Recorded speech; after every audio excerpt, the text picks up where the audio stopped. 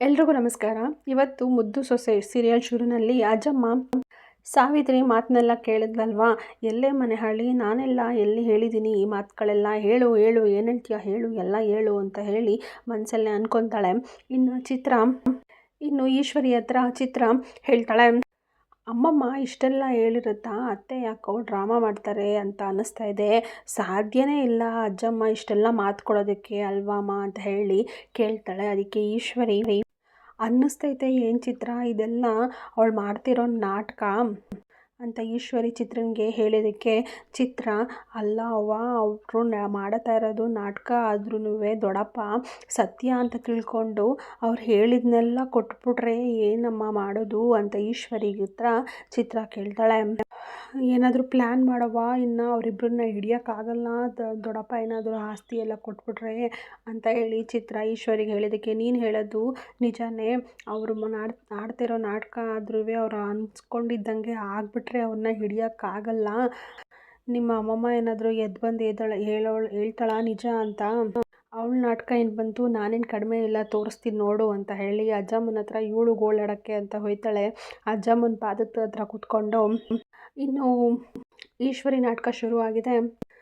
ಅತ್ತೆ, ನಾನು ಏನೇ ತಪ್ಪು ಮಾಡಿದ್ರು ಕಿವಿ ಹಿಡಿದು ಬುದ್ಧಿ ಹೇಳ್ತಿದ್ರಲ್ಲ ಅತ್ತೆ, ನನ್ನ ಮಕ್ಕಳನ್ನ ಅಷ್ಟು ಚೆನ್ನಾಗಿ ನೋಡ್ಕೊಂಡ್ರಲ್ಲ ಅತ್ತೆ, ಯಾಕತ್ತೆ ಬಿಟ್ಟೋದ್ರಿ, ನನ್ನ ಮಕ್ಕಳು ಯಾರ ಅಜ್ಜಿ ಕದಿ ಆಗ್ತಾರೆ, ನನಗೆ ಹೇಳ್ದಂಗೆ ಬಿಟ್ಟು ಹೋಗ್ಬಿಟ್ರಲ್ಲ ಅತ್ತೆ ಅಂತ ಹೇಳಿ ಗೋಳಾಡ್ತಿದ್ದಾಳೆ ಈಶ್ವರಿ.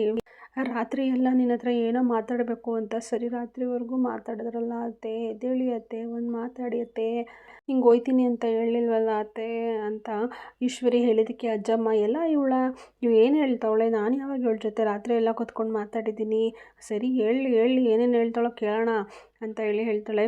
ಮತ್ತು ಇವಳು ಸ್ಟಾರ್ಟ್ ಮಾಡ್ಕೊತಾಳೆ, ನಾನು ಸತ್ತರೆ 50 ತೊಲದಲ್ಲಿ 5 ತೊಲ ಮೋಹನಂಗೆ ಕೊಡು, ಇನ್ನು 5 ತೊಲ ಇರೋ ಮಗಳಿಗೆ ಕೊಡು, ಇನ್ನು ಉಳಿದಿದ್ದನ್ನ ನೀನೇ ಇಟ್ಕೊ ಅಂತ ಹೇಳಿದ್ರಲ್ಲ ಅತ್ತೆ.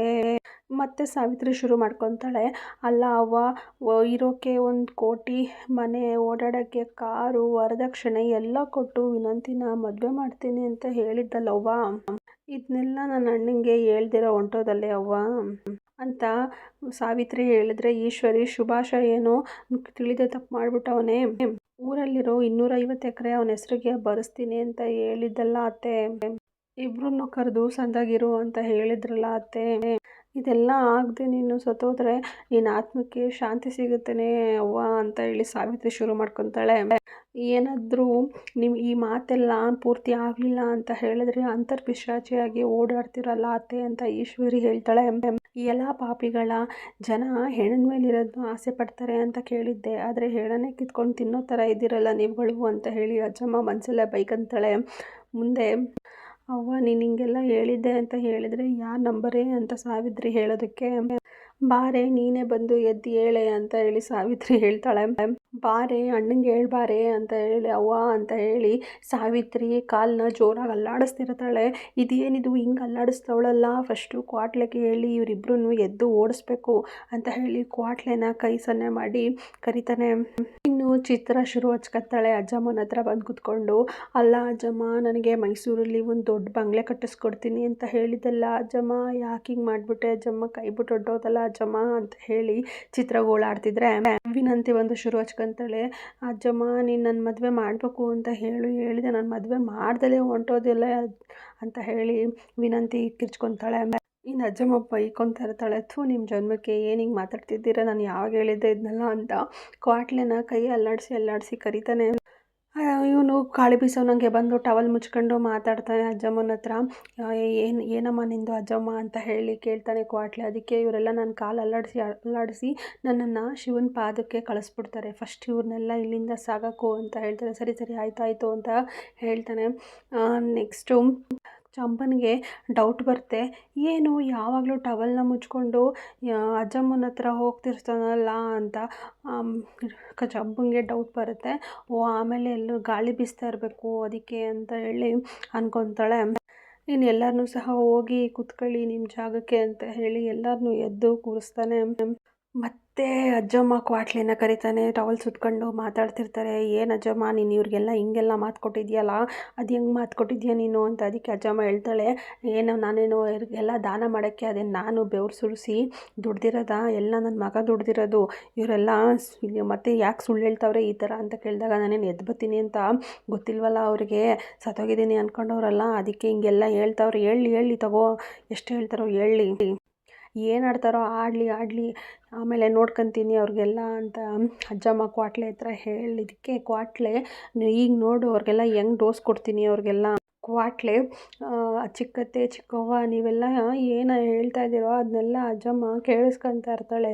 ನಿಮಗೆ ಏನೇನು ಮಾಡಬೇಕೋ ಅದೆಲ್ಲ ಮಾಡಿಬಿಟ್ಟೆ ಹೋಯ್ತಾಳೆ, ಸುಮ್ಮನಿರಿ ಯೋಚನೆ ಮಾಡಬೇಡಿ ಅಂತ ಹೇಳಿ ಕ್ವಾಟ್ಲೆ ಒಂದು ಡೋಸ್ ಕೊಡ್ತಾನೆ. ಮತ್ತು ಪದೇ ಅಜ್ಜಮ್ಮ ಕ್ವಾಟ್ಲೆ ಕೈನ ಅಲ್ಲಾಡಿಸ್ತಾ ಕೊರಿತಾ ಇರ್ತಾನೆ. ಅದಕ್ಕೆ ಕ್ವಾಟ್ಲೆಗೆ ತುಂಬ ಕೋಪ ಬಂದುಬಿಟ್ಟು, ಯಾಕೆ ಪದೇ ನೀನು ನನಗೆ ಈ ಥರ ಕಾಟ ಕೊಡ್ತಾ ಇದೆಯಾ, ಸತ್ತಿದ್ದೀನಿ ಅಂತ ನಾಟಕ ಮಾಡಿ ನನಗೆ ಸಾಯಿಸ್ತಾ ಇದೆಯಲ್ಲ ಅಂತ ಹೇಳಿ ಅಜ್ಜಮ್ಮ ಅಜ್ಜಮ್ಮಂಗೆ ಕ್ವಾಟ್ಲೆ ಬೈತಾನೆ.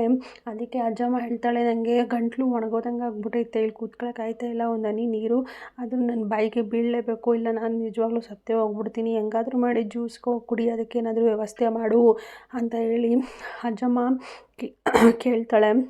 ವಿದ್ಯಾ ಅವರ ಅಪ್ಪ ಅಮ್ಮ ತಂಗಿ 3 ಜನ ಸಹ ಆಟೋ ಎಳೆದು ಮನೆ ಒಳಗಡೆ ಬರ್ತಾರೆ. ಬರೋವಾಗ ಯಾರೋ ಒಬ್ಬ ಹೇಳ್ತಾನೆ, ಇವರೇನೆ ಲಂಚ ತಿಂದು ಗೌಡ್ರ ಹೆಸರಲ್ಲಿ ಲಂಚ ತಿಂದು ಜೈಲ್ಗೆ ಹೋಗ್ಬಿಟ್ಟು ಬಂದವ್ರೆ ಅಂತ ಮಾತಾಡ್ಕೊತಿರ್ತಾರೆ. ಇನ್ನು ಮನೆ ಒಳಗಡೆ ಬಂದ ತಕ್ಷಣ ಸಾವಿತ್ರಿ, ಯಾಕೆ ಬಂದ್ರಿ ನೀವು ಇಲ್ಲಿಗೆ ಅಂತ ಹೇಳಿ ಅವರ 3 ಜನಕ್ಕೆ ಕೂಗಾಡ್ತಾಳೆ. ಅಷ್ಟರಲ್ಲಿ ಭದ್ರನ ಬಂದು, ಯಾಕೆ ಬಂದ್ರಿ ನೀವು, ಇಲ್ಲೇ ಬಂದು ತಿರುಗಿ ನೋಡದೆ ಹಾಗೆ ಮನೆಗೆ ತಿರುಗಿ ಹೋಗಿ ಅಂತ ಹೇಳಿ ಭದ್ರನು ಸಹ ಗಲಾಟೆ ಮಾಡ್ತಾನೆ. ಅದಾದಮೇಲೆ ಅಮ್ಮಮ್ಮ ಇದೇ ಸರಿಯಾದ ಟೈಮು, ಈಗಲೇ ಜ್ಯೂಸನ್ನ ಕುಡ್ಕೊಬಿಡು ಅಂತ ಹೇಳಿ ಒಂದು ಬಾಟಲ್ನಲ್ಲಿ ಪೈಪ್ನ ಹಾಕಿ ಅಜ್ಜಮ್ಮನ ಬಾಯಿ ಒಳಗಡೆ ಇಡ್ತಾನೆ ಕ್ವಾಟ್ಲೆ. ಅಜ್ಜಮ್ಮ ಫುಲ್ ಎಲ್ಲ ಕುಡಿದ್ಬಿಡ್ತಾಳೆ. ಇನ್ನು ಸಾವಿತ್ರಿ ಬೈದಾಡ್ತಾಳೆ, ನಿಮ್ಗೊಂಚೂರು ನಾಚಿಕೆ ಮಾನ ಮರ್ಯಾದೆ ಅನ್ನೋದು ಏನೂ ಇಲ್ವಾ. ಇನ್ನು ಈಶ್ವರಿನೂ ಹೇಳ್ತಾಳೆ, ನಾವು 2 ಕುಟುಂಬದ ಮಧ್ಯೆ ಸಾವಿರಾರು ಸಮಸ್ಯೆ ಇದೆ, ಸಂಬಂಧನೇ ಬೇಡ ಅಂತ ಕೋರ್ಟಲ್ಲಿ ಕೇಸ್ ನಡೀತಾ ಇದೆ ಅಲ್ವಾ. ಹಂಗಿರ್ಬೇಕಾದ್ರೆ ನೀನು ಇಲ್ಲಿಗೆ ಬಂದು ಜಗಳ ಮಾಡೋದಕ್ಕೆ ದಾರಿ ಮಾಡಿಕೊಡ್ತಾ ಇರೋದು ಸರಿ ಇರಲ್ಲ ಅಂತ ಹೇಳಿ ಈಶ್ವರಿ ವಿದ್ಯೆಯವ್ರ ಅಪ್ಪನಿಗೆ ಹೇಳ್ತಾಳೆ. ವಿದ್ಯೆಯವ್ರಪ್ಪ ಹೇಳ್ತಾನೆ, ಒಂದು ಸಲ ಈ ಅವನ ದರ್ಶನ ಮಾಡ್ಕೊಳ್ಳೋಕ್ಕೆ ದಾರಿ ಮಾಡಿಕೊಡಿ, ಒಂದೇ ಒಂದು ಸಲ ಅವ್ರಿಗೆ ಹಾರ ಹಾಕಿ ಅವ್ರ ದರ್ಶನ ಮಾಡಿ ಆಶೀರ್ವಾದ ತೊಗೊಂಡು ಹೋಗ್ತೀವಿ ಅಷ್ಟೇ, ಅದಕ್ಕೆ ಅವಕಾಶ ಮಾಡಿಕೊಡಿ ಅಂತ ಹೇಳಿ ಕೇಳ್ಕೊತಾನೆ. ಇನ್ನು ಮೋಹನ ಬೈತಾಳೆ, ಎಲ್ಲಿ ಏನು ಮಾತಾಡಬೇಕು ಅಂತ ಗೊತ್ತಾಗಲ್ವಾ ನಿಮಗೆ. ಅದಕ್ಕೆ ಈಶ್ವರಿ, ಏನದಕ್ಕೆ ಹೇಳ್ತಾ ಇದೆಯಾ, ನಾನು ದೊಡ್ಡ ಜಗಳ ಗಂಟಿ, ನಾನು ಎಲ್ಲಿ ಏನು ಮಾತಾಡಬೇಕು ಅಂತ ಗೊತ್ತಿಲ್ವಾ ನನಗೆ, ಏನು ದೊಡ್ಡ ಜಗಳ ಮಾಡ್ತೀನಿ ಅಂತ ನನಗೆ ಹೇಳ್ತಾ ಇದೆಯಾ ನೀನು ಅಂತ ಹೇಳಿ ಸಾವಿತ್ರಿ ತಿರುಗಿಸಿ ಹೇಳ್ತಾಳೆ. ಭದ್ರ, ಇಲ್ಲೇನು ಅನಾಹುತ ನಡಿಬಾರ್ದು ಅಂತ ಅಂದರೆ ಇವ್ರನ್ನ ಇಲ್ಲಿಂದ ಕಳಿಸ್ಬಿಡು ಅಪಾಯ ಅಂತ ಹೇಳ್ತಾನೆ. ಇನ್ನು ವಿದ್ಯಾ ಮದ್ಯಕ್ಕೆ ಬಾಯಿ ಹಾಕ್ತಾಳೆ. ಅವ್ರು ಯಾಕೆ ಹೋಗಬೇಕು ಅಂತ ಹೇಳಿ ಸಾವಿತ್ರಿ, ಬಾರವ್ವ ಬಾ, ಯಾಕೆ ಇನ್ನೂ ಈ ದೊಡ್ಡ ಮನುಷ್ಯ ಇನ್ನೂ ಮದ್ಯ ಬರಲಿಲ್ವಲ್ಲ ಅಂತ ಯೋಚನೆ ಮಾಡ್ತಿದ್ಯಾ, ಬಂದಿಯಲ್ಲ ಬಾ ಅಂತ ಹೇಳಿ ವಿದ್ಯೆನ ಹೀಯಾಳಿಸ್ತಾಳೆ. ಈ ಮನೆಯಲ್ಲಿ ಬೇರೆ ಯಾರೂ ತಪ್ಪೇ ಮಾಡಿಲ್ವೇ, ಮಾವಯ್ಯನ ವಿಷಯದಲ್ಲಿ ಯಾರೂ ತಪ್ಪೇ ಮಾಡಿಲ್ವೇ, ಈ ಮನೆಗೆ ಅವಮಾನ ಆಗೋ ರೀತಿ ಮಾನ ಕಳಿಯೋ ರೀತಿ ಯಾರೂ ಮಾಡೇ ಇಲ್ವಾ ಅಂತ ಹೇಳಿ ವಿದ್ಯಾ ಪ್ರಶ್ನೆ ಮಾಡ್ತಾಳೆ. ಆ ಥರ ಏನಾದರೂ ತಪ್ಪು ಮಾಡಿದ್ದು ಈ ಹಟ್ಟಿ ಒಳಗಡೆ ಬಂದಿದ್ದಾರೆ ಅಂತ ಹೇಳಿದ್ರೆ ಅವ್ರು ಯಾರೂ ಸಹ ಸಾಕಷ್ಟು ಮಂದಿ ಬರಂಗೇ ಇಲ್ಲ. ಆ ರೀತಿ ತಪ್ಪು ಮಾಡಿದವ್ರಿಗೆಲ್ಲ ಒಂದೇ ಶಿಕ್ಷೆ ಅನ್ನೋದಾದರೆ ಹೇಳಿ, ಆ ರೀತಿ ತಪ್ಪು ಮಾಡಿದವ್ರಿಗೆಲ್ಲ ಏನು ಹೊರಗಡೆ ಯಾರ್ಯಾರು ಹೋಗಬೇಕು ಅಂತ ನಾನೇ ಲಿಸ್ಟ್ ಮಾಡಿ ಕೊಟ್ಬಿಡ್ತೀನಿ. ಕೋರ್ಟಲ್ಲಿ ಕೇಸ್ ನಡೀತಾ ಇರ್ಬೋದು, ಆದರೆ ಈಗ್ಲೂ ನಾನು ಈ ಹಟ್ಟಿ ಸೊಸೆ, ಅದಕ್ಕೆ ಭದ್ರ ಏನೇ ನಿಮ್ಮಪ್ಪ ಮಾಡಿರೋ ತಪ್ಪಿಗೆ ಯಾವತ್ತೂ ನಾನು ಕ್ಷಮಿಸೋದಿಲ್ಲ ಅಂತ ಕೊಚ್ಕೋತಾ ಇದ್ದೆ, ಇವಾಗೇನು ಮರ್ತೋಗ್ಬಿಟ್ಟಿದೆಯಾ ಎಲ್ಲನೂ ಅಂತ ಹೇಳಿ ಭದ್ರ ಹೇಳಿದ್ದಕ್ಕೆ, ಆ ಥರ ಹೇಳೋವಷ್ಟು ನಾನೇನು ದಡ್ಡಿ ಅಲ್ಲ, ಇವತ್ತು ನಾನು ನಿಮ್ಮ ಹತ್ರ ಕ್ಷಮೆ ಕೇಳಿ ನಿಮ್ಮ ಹತ್ರ ಸಂಬಂಧ ಬೆಳೆಸೋಕ್ಕೇನಾದರೂ ಅವ್ರೇನಾದರೂ ಬಂದಿದ್ದಾರೆ ಅಂತ ಗೊತ್ತಾದರೆ ನಾನೇ ಈಚೆ ಹೋಗಿ ಅಂತ ಹೇಳ್ತಾ ಇದ್ದೆ. ಆದರೆ ಅವ್ರು ಬಂದಿರೋದು ಸಾವಿನ ಮನೆಗೆ, ಅಜ್ಜಮ್ಮನ್ನ ನೋಡಿಕೊಂಡು ಹೋಗೋದಕ್ಕೆ, ಅದನ್ನು ತಡೆಯೋ ಅಧಿಕಾರ ಇಲ್ಲಿ ಯಾರಿಗೂ ಇಲ್ಲ ಅಂತ ಹೇಳಿ ವಿದ್ಯಾ ಹೇಳಿದ್ದಕ್ಕೆ ಭದ್ರ, ಅದನ್ನು ಹೇಳೋ ಅಧಿಕಾರ ನಿನಗಿಲ್ಲ ಅಂತ ಹೇಳಿ ವಿದ್ಯನಿಗೆ ಆವಾಜ್ ಹಾಕ್ತಾನೆ. ಮತ್ತೆ ಅಜ್ಜಮ್ಮ ಕ್ವಾಟ್ಲೆನ ಕರೆದು, ಹಿಂಗೆ ಜಗಳ ಮಾಡ್ಕೊಂಡು ನಿಂತರೆ ನೀನು ಸುಮ್ಮನೆ ನೋಡ್ಕೊಂಡು ನಿಂತಿದ್ದೀಯಲ್ಲ ಅಂತ ಹೇಳಿ, ಹೆಂಗಾದರೂ ಮಾಡಿ ನಿಲ್ಲಿಸ್ಲಾ ಈ ಜಗಳನ ಅಂತ ಹೇಳಿ ಕ್ವಾಟ್ಲೆನ ಅಜ್ಜಮ್ಮ ಚೂ ಬಿಡ್ತಾಳೆ. ಇನ್ನು ಕ್ವಾಟ್ಲೆ ಬಂದು ಮಾತಾಡ್ತಾನೆ ಭದ್ರನಿಗೆ, ಅಣ್ತಮ್ಮ ನೀನು ಸಾನೇ ತಪ್ಪು ಮಾಡ್ತಿದ್ದೀಯ, ದಾನದಲ್ಲಿ ಶ್ರೇಷ್ಠ ದಾನ ಸಮಾಧಾನ ಅಂತ ಕೇಳಿಲ್ವೇ, ಶತ್ರುಗಳು ಬಂದರೂ ಗೌರವ ಕೊಡಬೇಕಾಗಿರೋದು ಮನುಷ್ಯನ ಕರ್ತವ್ಯ, ಅದರಲ್ಲೂ ಸಾವಿಗೆ ಯಾರೇ ಬಂದರೂ ಅವ್ರಿಗೆ ಮುಖದರ್ಶನ ಕೊಡಬೇಕಾದ್ದು ಧರ್ಮ, ಈಗಲೇನಾದರೂ ಅಜ್ಜಮ್ಮ ಬದುಕಿದ್ರೆ ಇದೇ ಮಾತನ್ನ ಹೇಳ್ತಾ ಇದ್ಲು. ಊರವ್ರ ವಿಚಾರಕ್ಕೆ ಎಷ್ಟೊಂದು ಸಲ ಅಜ್ಜಮ್ಮ ನಿನಗೆ ಈ ವಿಷಯನ ಹೇಳಿಲ್ವೇ? ಕಡೆ ಪಕ್ಷ ಅಜ್ಜಮ್ಮನ ಮಾತ್ಕಾದ್ರೂ ಬೆಲೆ ಕೊಡಬೇಕಲ್ವೇ? ಮಾವಯ್ಯ ಸುತ್ತಮುತ್ತ ಹಳ್ಳಿನಲ್ಲಿ ಈ ಥರ ಸಂದರ್ಭ ಬಂದಾಗ ನೀವೇ ಹೋಗಿ ನ್ಯಾಯ ಮಾಡ್ತಾ ಇರಲಿಲ್ವಾ? ಸಾವಿನ ಮನೇಲಿ ದ್ವೇಷ ಸಾಧಿಸೋದು ಬೇಡ ಅಂತ ನಾನೇ ನನ್ನ ಕಿವಿಯಾರ ಕೇಳಿಸ್ಕೊಂಡಿದ್ದೀನಿ. ಮಾತಾಡಿ ಮಾವಯ್ಯ ಮಾತಾಡಿ ಅಂತ ಹೇಳಿ ಶಿವರಾಮೇಗೌಡನಿಗೆ ಕ್ವಾಟ್ಲೆ ಕೇಳ್ತಾನೆ. ಅವರು ಇಲ್ಲಿಗೆ ಬಂದಿರೋದು ಅವನ ಮುಖ ನೋಡ್ಕೊಳ್ಳೋಕ್ಕೆ ಹೊರತು ಬೇರೆ ಯಾವುದಕ್ಕೂ ಅಲ್ಲ. ಅವ್ರನ್ನ ಯಾರೂ ತಡಿಬೇಡಿ ಅಂತ ಶಿವರಾಮೇಗೌಡ ಎಲ್ಲರಿಗೂ ಹೇಳ್ತಾನೆ. ಇನ್ನು ಹಾರ ಹಾಕ್ಬಿಟ್ಟು ಅಲ್ಲಿ ಕುತ್ಕೊತಾರೆ. ಇನ್ನು ಮೋಹನ ರತ್ನಿನ ಮನೆ ದೀಪನೇ ಆರೋಯ್ತು ರತ್ನಿ ಅಂತ ಹೇಳ್ತಾಳೆ. ಅದಕ್ಕೆ ರತ್ನ ಒಳ್ಳೆಯವ್ರನ್ನ ಅದ್ಯಾರು ಬೇಗ ಕರ್ಕೊಬಿಡ್ತಾನೆ ಅಂತ ಹೇಳಿ ಉತ್ತರ ಕೊಡ್ತಾಳೆ. ಇಲ್ಲಿಗೆ ಇವತ್ತಿನ ಸಂಚಿಕೆ ಮುಕ್ತಾಯವಾಗಿದೆ.